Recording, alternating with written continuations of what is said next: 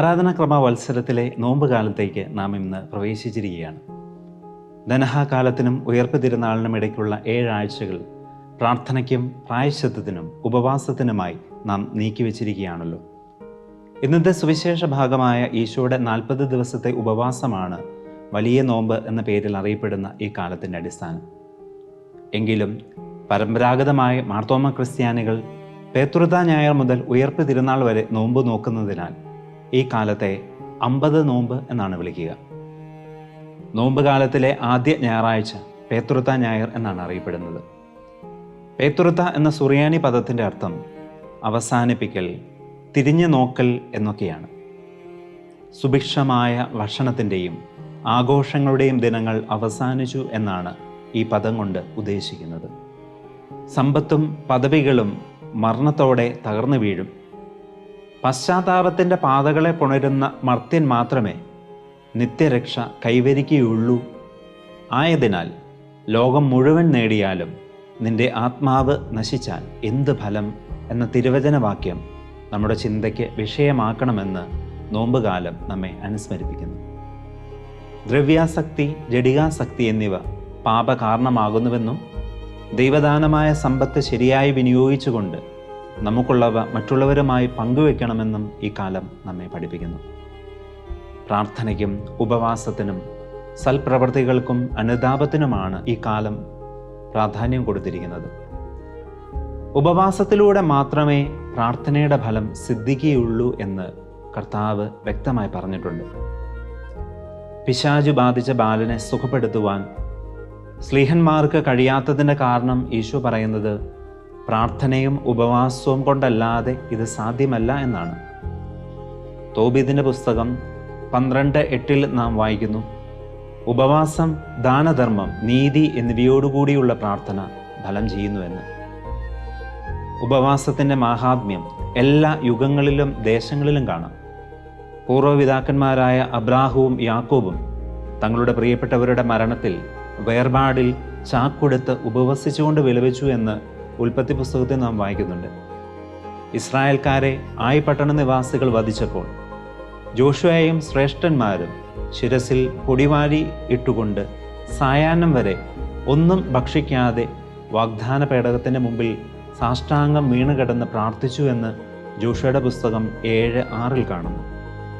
Benjamin ഗോത്രക്കാർ ഇസ്രായേലിനെ വധിച്ചപ്പോൾ Israel ജനം മുഴുവനും ആ ദിവസം സായാഹ്നം വരെ കർത്താവിൻ്റെ മുമ്പിൽ ഉപവസിച്ചു എന്ന് ന്യായാധിപന്മാരുടെ പുസ്തകം 20-ാം അധ്യായം 26 വാക്യത്തിലും കാണുന്നു. ഫിലിസ്ത്യരുടെ കരങ്ങളിൽ നിന്ന് രക്ഷപ്പെടുന്നതിനായി സാമുവേലും ഇസ്രായേൽ ജനത മുഴുവനും കർത്താവിൻ്റെ മുമ്പിൽ ഒന്നിച്ചുകൂടി ഒരു ദിവസം മുഴുവനും ഉപവസിക്കുകയും ഞങ്ങൾ കർത്താവിനെതിരെ പാപം ചെയ്തു പോയി എന്ന് ഏറ്റുപറയുകയും ചെയ്തു എന്ന് സാമുവേലിൻ്റെ 1-ാം പുസ്തകം 7-ാം അധ്യായം 6-ാം വാക്യത്തിൽ നാം വായിക്കുന്നു.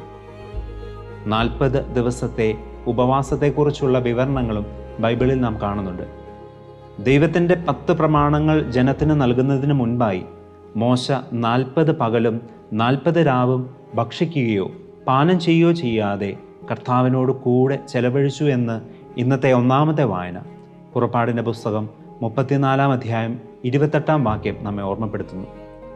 40 രാവും 40 പകലും ഭക്ഷണമോ പാനീയമോ ഇല്ലാതെ കർത്താവിൻ്റെ മലയായ ഹൊറോബിലേക്ക് നടക്കുന്ന ഏലിയായെ രാജാക്കന്മാരുടെ 1-ാം പുസ്തകം 19:8 നാം കാണുന്നുണ്ട്. നാശത്തിൽ നിന്നും രക്ഷപ്പെടുന്നതിനു വേണ്ടി നിനവേ വാസികൾ 40 ദിവസം ചാക്കൊടുത്ത് ചാരം പൂശി തപസ് ചെയ്ത വിവരണം യോനാ പ്രവാചകന്റെ പുസ്തകം 3-ാം അധ്യായത്തിലും വിവരിക്കുന്നുണ്ട്.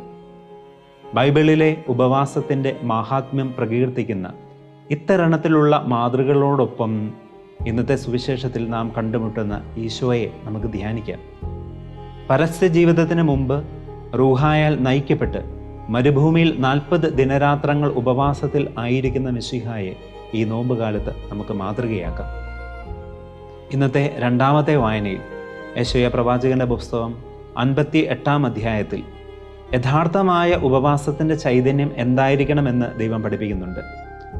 ദുഷ്ടതയുടെയും ദുർഭാഷണത്തിൻ്റെയും അക്രമത്തിൻ്റെയും അനീതിയുടെയും അടിമത്തത്തിൽ നിന്നുള്ള മോചനവും നിസ്വാർത്ഥവും നീതിബോധത്തോടുകൂടിയുമുള്ള ഉപവിപ്രവർത്തനങ്ങളുമായിരിക്കണം ഉപവാസത്തിൻ്റെ അരൂപി എന്ന് ഈ വായനയിൽ ദൈവം നമ്മെ ഉദ്ബോധിപ്പിക്കുന്നു. വിശുദ്ധ പൗലോസ് ശ്ലീഹ എഫേസൂസുകാർക്ക് എഴുതിയ ലേഖനം 4-ാം അധ്യായം 17 മുതൽ 24 വരെയുള്ള വാക്യത്തിൽ വ്യർത്ഥചിന്തയുടെ, ജഡികാസക്തിയുടെ, അശുദ്ധിയുടെ, വഞ്ചനയുടെ പഴയ മനുഷ്യനെ ദൂരെ എറിഞ്ഞ് പുതിയ മനുഷ്യനെ, ദൈവചൈതന്യത്തിൽ നവീകരിക്കപ്പെട്ട, വിശുദ്ധിയിലും നീതിയിലും സൃഷ്ടിക്കപ്പെട്ട പുതിയ മനുഷ്യനെ ധരിക്കുവാൻ ശ്ലീഹ ആഹ്വാനം ചെയ്യുന്നു. ആദ്യ മനുഷ്യനായ ആദം പ്രലോഭനത്തിന് വിധേയപ്പെട്ട് വിലക്കപ്പെട്ട കനി കഴിച്ച് ദൈവപ്രകൃതിയെ നഷ്ടപ്പെടുത്തിയെങ്കിൽ, രണ്ടാം ആദമായ ഈശോ വിശപ്പിൻ്റെ, അപ്പത്തിൻ്റെ പ്രലോഭനത്തെ അതിജീവിച്ചു എന്ന് മാത്രമല്ല, തന്നെ തന്നെ വിശുദ്ധ കുർബാനയാക്കി നഷ്ടപ്പെട്ട ദൈവപ്രകൃതിയെ നമുക്കായി പുനഃസ്ഥാപിക്കുക കൂടി അവിടുന്ന് ചെയ്തു. അങ്ങനെ പഴത്താലെ വന്ന പാപം അപ്പത്താലെ നീങ്ങിപ്പോയി. ഈജിപ്തിൻ്റെ അടിമത്തത്തിൽ നിന്ന് മോചിതരായി 40 വർഷം മരുഭൂമിയിലൂടെ മോശയുടെ നേതൃത്വത്തിൽ യാത്ര ചെയ്ത ഇസ്രായേൽ വിശപ്പിലും ദാഹത്തിലും തങ്ങളുടെ ദൈവത്തിനെതിരെ പിറുപിറുക്കുകയും കുറ്റപ്പെടുത്തുകയും അവിടുത്തെ പരീക്ഷിക്കുകയും ചെയ്യുന്നത് പുറപ്പാടിൻ്റെ പുസ്തകം 16-ഉം 17-ഉം അധ്യായങ്ങളിൽ നാം വായിക്കുന്നുണ്ട്. തങ്ങളുടെ രക്ഷകനും വിമോചിതനുമായ ദൈവത്തിന് പകരമായി സ്വർണം കൊണ്ടുള്ള കാളക്കുട്ടിയെ ആരാധിക്കുന്ന ഇസ്രായേൽ ജനതയെ പുറപ്പാടിൻ്റെ പുസ്തകം 32-ാം അധ്യായത്തിലും കാണുന്നുണ്ട്. ഇത്തരത്തിൽ ദൈവത്തിൻ്റെ സ്വന്തം ജനമായ ഇസ്രായേൽ മരുഭൂമിയിലെ പ്രലോഭനങ്ങളിൽ പരാജയപ്പെട്ടപ്പോൾ ദൈവപുത്രൻ മരുഭൂമിയിലെ പിശാചിൻ്റെ പരീക്ഷകളെ പ്രാർത്ഥനയുടെയും ഉപവാസത്തിൻ്റെയും വചനത്തിൻ്റെയും പിൻബലത്തിൽ അതിജീവിക്കുന്നത് ഇന്നത്തെ സുവിശേഷത്തിൽ നാം ധ്യാനിക്കുന്നു. നോമ്പുകാലം സാധാരണയിൽ കൂടുതൽ പ്രാർത്ഥനയുടെയും പരിത്യാഗത്തിൻ്റെയും ദിനങ്ങളാക്കി നമുക്ക് മാറ്റാം. കാരണം ഈ ദിനങ്ങൾ അസാധാരണമായ പ്രലോഭനത്തിൻ്റെ സാധ്യതകൾ നമുക്ക് ചുറ്റും സൃഷ്ടിക്കും.